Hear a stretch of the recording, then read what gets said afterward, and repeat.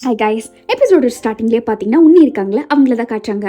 உன்னி பரபரப்பாக வந்துட்டு இருக்க அங்கே ஷோவை பார்த்து அழுதுட்டு இருக்காங்க. அப்படி என்ன ஷோவில் ஆச்சுன்னு கேட்டுட்டு இருக்கும்போது தான் சொல்கிறாங்க, அந்த பொண்ணு பார்த்தீங்கன்னா நம்ம டேரக்டர் இருக்கார்ல அவனை வந்து கொஞ்சம் விரும்பியிருப்பா போல, அவன் ரிஜெக்ட் பண்ணிட்டா போல. அந்த பொண்ணு அழுதுகிட்டு இன்னொரு ரூம்மேட் கிட்ட சொல்லிட்டு இருக்கா, நான் என்னதான் இருந்தாலும் சரி நான் அவரை லவ் பண்ணுறேன், நான் சொல்ல போகிறேன், என்னால் முடியல, ரிஜெக்ட் ஆனாலும் பரவாயில்ல அப்படின்ட்டு. உன்னிக்கு பார்த்தீங்கன்னா மனசு ரொம்பவே கஷ்டமாயிடுச்சு. ஏன்னா இவங்க சொன்னாங்கன்ட்டு இவங்களோட கேமுக்காக அவரை கொண்டு வந்து உள்ளே எடுத்துட்டாங்க. இப்போ ஒரு பொண்ணு தேவையே இல்லாமல் ஹர்ட் ஆயிருக்கா அப்படின்ட்டு. இதெல்லாம் கேமு தானே, அவங்க கேமாவே எடுத்துருக்கலாம்ல, இப்படியெல்லாம் போய் லவ் பண்ணணுமா என்ன, ஒருத்தவங்க வேண்டான்னு சொல்லியும் போய் கெஞ்சிட்டு அந்த மாதிரி உன்னி கேட்டுட்டு இருக்க. உண்மையாக லவ் பண்ணால் உனக்கு அது புரியும், நீ என்ன ஆளுக்கு ஒன்று நாளை மாற்றிட்டு போவதானே, அப்படி உண்மையாக லவ் பண்ணிப்பார் அப்போ உனக்கு புரியுங்கிற மாதிரி உன்னிக்கு அட்வைஸ் கொடுத்துட்ருக்க. அவங்களுக்கு ஒரு மாதிரி ஆயிடுச்சு. அவங்க போய் அவங்க கிட்ட இன்டர்வியூ வர இப்போ எடுக்கணும் போல. எடுக்கும்போது கேட்குறாங்க, நீ ஓகேவா, எல்லாமே ஓகேவா அப்படின்ட்டு. அவளும் பார்த்தீங்கன்னா இல்லை என்னதான் இருந்தாலும் பரவாயில்ல, நான் இன்டர்வியூ கொடுக்குறேன், எனக்கு ஒரு பிரச்சனையும் இல்லை அப்படின்ட்டு அந்த பொண்ணு இன்டர்வியூ கொடுக்குறா. அவள் பேசுறத பார்த்தாலே நம்ம உன்னிக்கு பார்த்தீங்கன்னா ரொம்ப கஷ்டமாயிடுச்சு. அதே மாதிரியே இந்த ஷோவில் லாஸ்ட் எபிசோட் போல் சம்திங் இந்த டேட்டிங்கில் இந்த இதை மாட்டி விடணும், பேரை சூஸ் பண்ணுறது. அந்த பொண்ணு பார்த்தீங்கன்னா கரெக்டாக போய் எதிர்பார்த்த மாதிரியே டேரக்டர் இருக்கார்ல அவரை தான் சூஸ் பண்ண போது இங்கே உன்னையும் பார்த்துட்டு தான் இருக்காங்க. நான் இந்த மாதிரி உங்களை என்னோட பார்ட்னராக எடுத்துக்கிறேன் அப்படின்ட்டு இருக்க. அவரு பார்த்தீங்கன்னா இவர் ஆல்ரெடி உன்னிக்கு விழுந்துட்டாரு, என்னால் முடியாது அப்படின்ட்டு அவரும் பார்த்தீங்கன்னா இதை கட் பண்ணி விட்டுறாங்க. அங்கே அந்த பொண்ணு அழுதுட்டு இருக்க, இங்கே இவர் கட் பண்ணி விட்டுட்ருக்கன்ட்டு பார்க்குறக்கே உன்னிக்கு ஒரு மாதிரி ஆயிடுச்சு. மூஞ்சியே மாறிடுச்சு. அவங்க பாட்டுக்கு சைலண்டாக போயிட்டாங்க. அவங்க பாட்டுக்கு ரோட்டில் போயிட்டு இருக்கும்போது அவர் பின்னாடியே போகிறாங்க. என்ன ஆச்சு உனக்கு, என்ன நீ பாட்டுக்கு போயிட்டுருக்க, அது ஒரு கேம் தானே, நீ அதை பார்த்து என்ன விலகி போகிற அப்படின்ட்டுருக்க. இல்லை நான் இவ்வளோ நாள் என்ன பண்ணனே தெரியாமல் பண்ணிட்டேன், எனக்கு அசிங்கமாக இருக்குது அப்படின்ட்டுருக்க. அதனால இப்போ எனக்கு என்ன பதில் அப்படின்ட்டுருக்க. உன்னை பார்த்தீங்கன்னா எனக்கு எதுவும் பேச தெரில, ஆனால் இது சரியில்லைன்னு மட்டும் தோணுதுங்கிற மாதிரி அழுதுகிட்டே சொல்லிட்டு இருக்காங்க. நான் இங்கே பார்ட்னரை ஃபைன் பண்ணணும்லாம் வரல, உனக்கே தெரியல அப்படின்ட்டுருக்க. நான் தான் தப்பு பண்ணிட்டேன்னு நினைக்கிறேன், ஆக்சுவலாக நான் எனக்கு என்ன சொல்கிறதுன்னு தெரியலன்ட்டு உன்னை பாட்டு கிளம்புறாங்க. இவர் போயிட்டு இப்போ நீ போனேன்னா நான் உன்னை அப்படியே முழுசாக விட்டுருவேன் அப்படிங்கிற மாதிரி சொல்லிட்டு இருக்க. உன்னை பார்த்தீங்கன்னா பரவாயில்லன்னு கையெடுத்து விட்டு போகிறாங்க. இங்கே நம்ம டைரக்டர் அப்படியே கம்ப்ளீட்டாக மனசு உடைஞ்சு போய் உன்னி போடுறது அப்படியே அழுதுட்டு பார்த்துட்டு இருக்க. அங்கே உன்னியும் கிளம்பிட்டாங்க. அடுத்த நாள் பார்த்தீங்கன்னா ஷூட்டிங்கை தான் காட்டுறாங்க. அங்கே எல்லாரும் இந்த டேபிள் டென்னிஸை விளையாடிட்டு இருக்க, அதுலேயே குதிச்சுக்கிட்டு இருக்காங்க. என்னடா இது போரிங்காக இருக்குன்னு இருக்கா. 2 பேரும் வாலிபால் மேட்ச் போட்டு விளையாடிட்டு இருக்காங்க. மணி 2 ஆச்சு, இன்னும் இதையவே விளையாடிட்டு இருக்கோம், இதுக்கு எதுக்கு பிரேக் எடுக்கணுங்கிற மாதிரி எல்லாம் பேசிக்கிட்டு இருக்காங்க. பேசாமல் வேற எதனா விளையாடலாமா, எப்படியும் நம்ம அந்த ப்ரைஸை ஜெயிச்சே ஆகணுங்கிற மாதிரி வெறித்தனமாக இருக்க. நான் இருக்கிற வரைக்கும் அந்த ப்ரைஸை நீங்கள் ஜெயிக்க முடியாதுன்ட்டு எல்லாருமே பார்த்தீங்கன்னா போர் அடிக்குதோ இல்லையோ ஆளுகளை இறக்கி விட்டுட்டு ப்ரைஸ் அடிக்கலாம்னு உட்காந்துட்டு இருக்காங்க. இன்னொரு பக்கம் அந்த இடத்துக்கு ஹீரோவோ ஹீரோயினும் வந்துட்டு இருக்க. சரி இப்போ அடுத்து என்ன பண்ணலாம் அப்படின்ட்டு இருக்க. ஆமாம் எங்களுக்காக நீங்களும் விளையாண்டு அந்த ப்ரைஸ் அடிச்சு கொடுப்பீங்களா என்னங்கிற மாதிரி பேசிட்டு இருக்காங்க. அப்போ கரெக்டாக பார்த்தீங்கன்னா இன்னொரு ஆள் வராங்க. யாருன்னு பார்த்தா வேற யாருமே இல்லை, நம்மளோட கிம்மு தான். இதில் ஒரு மேட்ரு என்னன்னா, நம்ம ஹீரோ ப்ளூ போட்டு வந்தான், அவன் ஆப்போசிட் டீமுக்கு ரெட் போட்டு வந்திருக்கான். அப்படியே வரும்போதே ஃபுல் ஸ்நாக்ஸோட எல்லாம் வந்துக்கிட்டு இருக்க. அங்கே எல்லாம் பார்த்துக்கிட்டு இருக்காங்க. ஆளே சும்மா ஏதோ ஏர்போர்ட்டில் இறங்கி நடந்து வந்த மாதிரி ஸ்டைலாக வந்திருக்கான். கேமுக்கு நான் கரெக்டாக வந்துட்டேன்னு நினைக்கிறேன், எல்லாரும் சாப்பிடுங்க அப்படின்ட்டு இருக்கா. ஹீரோக்குன்னா ஒரு பக்கம் வயிறு பத்திக்கிட்டு எரியுது. சரி வாங்க கேமை நம்ம வேற மாதிரி கொஞ்சம் மாற்றி விளையாடலான்ட்டு அடுத்த கேமுக்கு ஸ்விட்ச் பண்ணிட்டு இருக்காங்க. ஜெனி தான் செட்டுக்கு வரும்போது எதனா ஒன்று சாப்பிட்றது வாங்கிட்டு வரது வழக்கமாச்சு. அவள் தூக்க முடியாமல் தூக்கிட்டு வந்துட்டு இருக்கா. அங்கே நம்ம ஃப்ரெண்டு வந்து வாங்கிக்கிறான். ஆனால் ஜெனி பார்த்தீங்கன்னா மூஞ்சி கொடுத்து பேசல, அவள் பாட்டுக்கு கம்மனு போயிட்டு இருக்கா. அவன் ஃப்ரெண்டும் பின்னாடியே பார்த்தீங்கன்னா பொருள் எடுத்துட்டு போயிட்டு, ஏன் என்கிட்ட சொல்ல வேண்டியதானே, நீங்கள் ஏன் ஹெவியாக தூக்கிட்டு வரீங்கன்ட்டு இருக்க. ஆமாம் அதெல்லாம் இவன் எதுக்கு பேசிட்டு இருக்காங்கிற மாதிரி சொல்கிறான். அங்கே போய் பார்த்தா ஏற்கனவே அவன் எல்லாத்தையும் கொடுத்துட்டு இருக்கான். அதை பார்த்து ஜெனி அப்செட் ஆக அதை ஃப்ரெண்டும் நோட் பண்ணுறான். அங்கே போன உடனே சரி இனிமேல் பார்த்தீங்கன்னா நம்ம கப்பிள்ஸாக வச்சு விளையாட போகிறோம் அப்படின்ட்டு அவங்க ஒரு புது கேம் இன்ட்ரடியூஸ் பண்ணுறாங்க. 2 பேராக தான் இந்த டீமை விளையாட முடியும், அதனால யார் யாரெல்லாம் செட்டு வேணுமோ அவங்க எல்லாம் செட் எடுத்துக்கங்க அப்படின்ட்டு இருக்க. ஆளுக்கு ஒரு செட்டு பிடிச்சிக்கிறாங்க. ஹீரோ தான் ஆல்ரெடி ஹீரோயினை கூப்பிடலான் இருப்பாங்களே, அதுக்கு முன்னாடியே முந்திரி கொட்ட மாதிரி கிம்ம போய் ஹீரோயினை கூப்பிட்டுறான். அங்கே ஹீரோயினுக்குனா வயிறு எரிஞ்சிட்டு இருக்குது, இங்கே ஹீரோக்குனா அதை விட பத்திக்கிட்டு எரிஞ்சிட்டு இருக்குது. என்ன திமிருடா உனக்கு அப்படின்ட்டு அவன் பார்த்தீங்கன்னா ஹீரோயினை எனக்கு தான் வேணுங்கிற மாதிரி சண்டை போட்டுட்டு போயிட்டு இருக்க. கிம்ம நான் ஆல்ரெடி சூஸ் பண்ணிட்டேன், நீங்கள் வேற யாச்சும் சூஸ் பண்ணிக்கோங்க அப்படின்னு எல்லாத்துக்கு முன்னாடி சொல்லிடுறான். வேற வழியும் இல்லாமல் போயிடுது. அங்கே ஹீரோயின் அப்படியே சைலண்டாக வழியே இல்லாமல் நின்றுட்டு இருக்க. ஹீரோவும் வரையா இல்லையா அப்படின்ட்டு உன்னிய ஜெனியை கேட்டுட்டு இருக்கா. ஜெனி முடியவே முடியாதுன்னு இருக்க. கிம்ம தோக்கடிக்கணும், வேணுமா வேண்டாமா அப்படின்னு கேட்க. என்னதான் இருந்தாலும் அவளுக்கு ஒரு ஆசை இருக்குல்ல, அவளும் ஒத்துக்கிறா. இன்னொரு பக்கம் டைரக்டர் பார்த்தீங்கன்னா அசிஸ்டன்ட் டைரக்டர் ஃப்ரெண்டை கூப்பிட்டு, நம்மளுக்கு ஃப்ரிட்ஜ் தான் முக்கியம், ஃப்ரிட்ஜை ஜெயிக்கிறோம், மானத்தை பாரிக்கிறோம் அப்படின்ட்டு எல்லாருமே ஒரே காம்படிஷனில் ஃபயராக இறங்கிட்டாங்க. அங்கே எல்லாம் போட்டி போட்டுட்டு ஓடிட்டு இருக்க. அவன் இவன் அடிக்க இவன் அடிக்கன்னு ஓடிட்டு இருக்க. கரெக்டாக கேமும் ஆரம்பிச்சிருது. எல்லாருமே பார்த்தீங்கன்னா நல்லா பந்த சும்மா உருட்டி உருட்டி விளையாட்டு இருக்காங்க. ஒரு டீமும் அவுட் ஆகுறது செலக்ட் ஆகுறதுன்னு இருக்க. இங்கே ஹீரோக்கு பின்னாடி ஜெனி தான் நின்றுட்டு இருக்காங்க. கொஞ்சம் நல்லா பார்த்து ஆடு புரியுதா அப்படின்ட்டு எல்லாம் மாற்றி மாற்றி விளையாடிட்டு இருக்காங்க. ஒவ்வொருத்தவங்களும் அவுட் ஆகி பார்த்தீங்கன்னா போயிட்டே இருக்காங்க. ஹீரோ வந்து ஒரு டீமில் போக, ஹீரோயின் ஒரு டீமில் போகன்ட்டு அப்படியே ஏற்ற திறக்க வந்துக்கிட்டே இருக்கு. அப்படியே விளையாட்டு கடைசியில் பார்த்தீங்கன்னா நம்ம ஹீரோவும் கிம்மும் இந்த 2 பேர் மட்டும் தான் நிற்குது. அங்கே ஹீரோ ஒரு பக்கம் விளையாடுற, கிம்மு ஒரு பக்கம் விளையாடுறன்ட்டு 2 பேரும் பேருக்கு கொடுக்காம 1-on-1 மாதிரி வெறித்தனமாக ஆடிக்கிட்டு இருக்காங்க.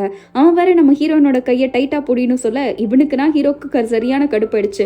பால் போடுவான் பாருங்க, அது ஹீரோயின் மேல பட்டுரும். அவன் விழுந்த உடனே நம்ம ஹீரோ தூக்கலான்னு போக கரெக்டா பேரை விட்டு பிரியக்கூடாது, பிரிஞ்சிருவான். அப்பவே பாத்தீங்கன்னா கேம்ல அவுட் ஆயிடுறாங்க. பட் கிம்முக்கு ஒரு பார்வை வந்துடுது, ஹீரோ இப்படி பதறி அடிச்சிட்டு வரானே அப்படின்ட்டு. இன்னொரு பக்கம் நம்ம ஹீரோட அம்மா இருக்காங்களா, அவங்களதான் காட்டுறாங்க. காலங்காத்தாலே எங்கேயோ நல்லா லட்சணமா கிளம்பி போயிட்டு இருக்காங்க. எங்கம்மா போற அப்படின்னு பாட்டி கேட்டுட்டு இருக்க.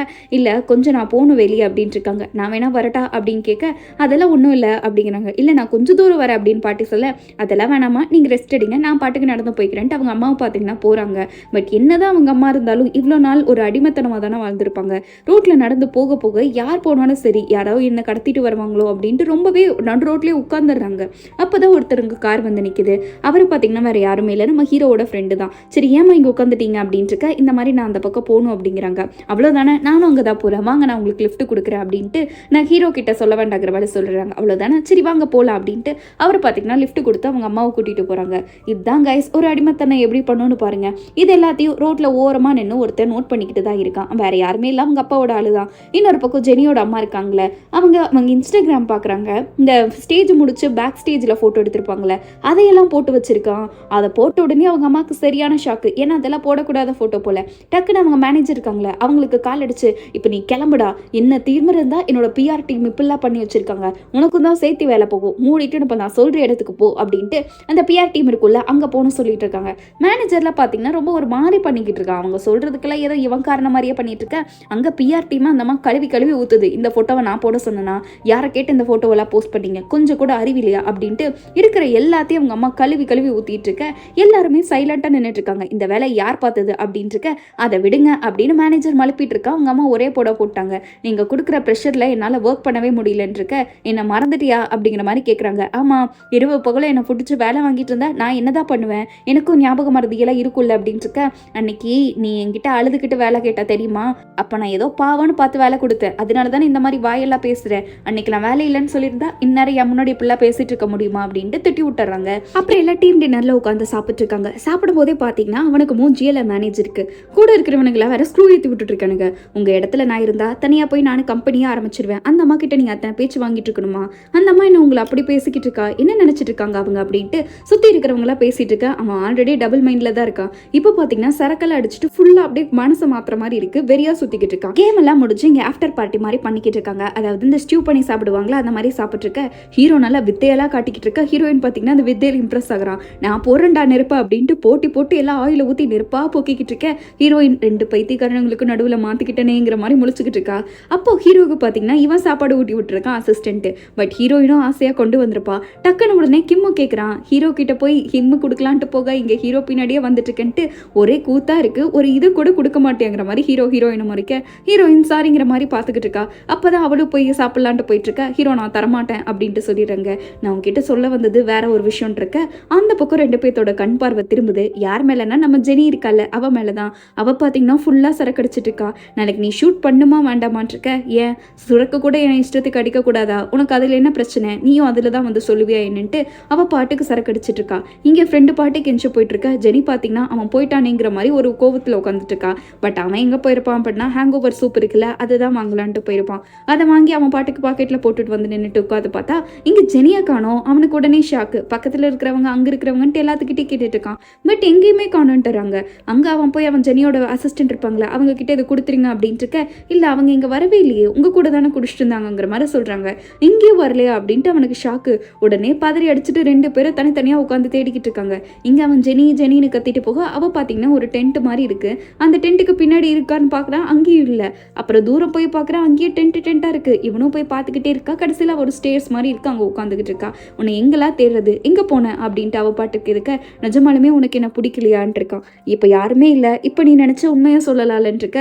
அவனுக்கு என்ன பேசுறதுன்னே தெரியல. இப்ப இது சரியா கேட்கற நேரம் இல்ல, நீ கிளம்பு ரூம்க்கு அப்படின்ட்டு இருக்கான். இதுக்கு மேல கொஞ்சம் யோசிச்சு பாரு, யாருமே இல்ல, இப்ப நம்ம என்ன பண்ணாலும் எதுவும் தெரியாது, என்கிட்டயாச்சும் நீ உண்மையா சொல்லல, உண்மையை சொல்லு, உனக்கு நிஜமாலுமே என்ன பிடிக்கலையா என்ன அப்படின்ட்டு ஜெனி பாத்தீங்கன்னா கிஸ் பண்ற மூட்லயே இருக்கா மாதிரியே பாத்துக்கிட்டு இருக்கா.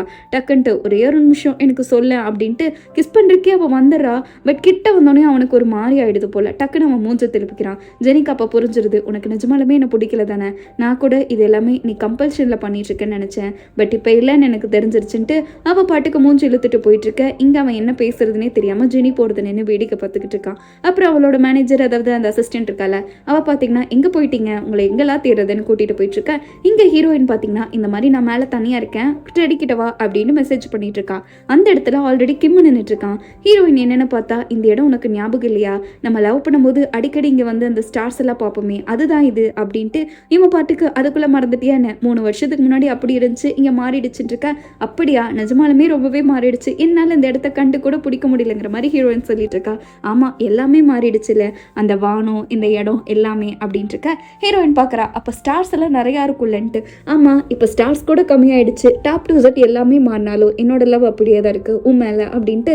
அவன் பார்த்தீங்கன்னா கிட்டத்தட்ட நம்ம ஹீரோயினுக்கு ப்ரப்போஸ் பண்ணுற மாதிரி பேசுகிறான். நீ கூட மாறி இருக்கலாம், ஆனால் நான் இன்னும் மாறல, உன்னை நான் எப்படி லவ் பண்ணணும் அப்படியே தான் இன்னுமே இருக்கேன், என்னால் மாறவும் முடியல, என் கூட நீ இருப்பியா என்ன அப்படிங்கிற மாதிரி இவன் கடைசி வரைக்கும் கேட்டுக்கிட்டு இருக்க. அங்கே நம்ம ஹீரோயினுக்கு ஸ்டன் ஆயிடுச்சு. நீ உண்மையை சொல்லு, என்னை லவ் பண்ணுறியா இல்லையான்னு இருக்க. ஹீரோயின், இல்லை, நான் எப்போவுமே என் ஃபர்ஸ்ட் லவ் தான் லவ் பண்ணியிருந்தேன், கொஞ்ச நாள் நான் வெறுக்க ஆரம்பித்தேன், பட் இப்போ என்னோட ஃபர்ஸ்ட் லவ் எனக்கு கிடச்சிருச்சு, எப்போவுமே நான் உனக்கு லவ் பண்ணுவேங்கிற மாதிரி சொல்லிட்டு இருக்க. கரெக்டாக அங்கே ஹீரோ வந்துடுறாங்க, கையை பிடிச்சிடுறாங்க. இதுக்கு மேலே நீ லிமிட்டை தீன்றது எனக்கு பிடிக்கல, இப்போ நீயே வாயால கேட்டுட்டல, உனக்கு தேவையான பதில் கிடைச்சிருச்சுன்னு நினைக்கிறேன்ல, இதுக்கு மேலேயாச்சு நீ கொஞ்சம் ரிலீஃப் ஆயிரு அப்படின்ட்டு ஹீரோ பாட்டுக்கு நம்ம ஹீரோயினை கையை பிடிச்சி அவன் முன்னாடி கூட்டிகிட்டு போயிட்டு இருக்க. அங்கே அவன் பார்த்தீங்கன்னா பேசுறதுக்கு வார்த்தையே இல்லாமல் அவங்க 2 பேரும் போகிறத பார்த்துட்டு இருக்கான். அவங்க சந்தோஷமா இருக்காங்க. பட் இவன் அடிக்கடி இங்கே வந்து பார்ப்பான்ல, இந்த இடத்துல அவன் தனியாக வந்து நின்று பார்த்துட்டு இருக்கேன்ட்டு அதோட இந்த எபிசோட் முடிக்கிறாங்க. எப்படி guys, நான் சொன்னேன் அப்படியே திருப்பி போகிற ட்விஸ்ட்டில் அடுத்த எபிசோடில் வந்துடும். இனிமேல் பார்த்தீங்கன்னா நம்ம ட்ராமா ஒரு 6 எபிசோடு இல்லை 5 எபிசோடில் முடிச்சிருவோம். ஸோ டக்கு டக்குன்னு காலையில் சாயந்தரம் வீடியோ வந்துடும். மறக்காமல் வந்து பார்த்துருங்க. அடுத்த எபிசோடுக்காக கண்டிப்பாக வந்து பாருங்க. இவ்வளோ நாள் நீங்கள் ட்ராமா பார்த்தீங்கன்னா அடுத்ததாக பெரிய ட்விஸ்டே இருக்குது. பிடிச்சிருந்தா லைக் ஷேர் எல்லாம் பண்ணிடுங்க. அடுத்து வெயிட் பண்ணுறீங்களா இல்லையான்னு மறக்காமல் கமெண்ட் பண்ணிட்டு போங்க. அடுத்து ஒரு பக்காவான எபிசோடில் வழக்கம் போல் மீட் பண்ணுவோம். அது வரைக்கும் பாய் ஸ்வீட்டீஸ்.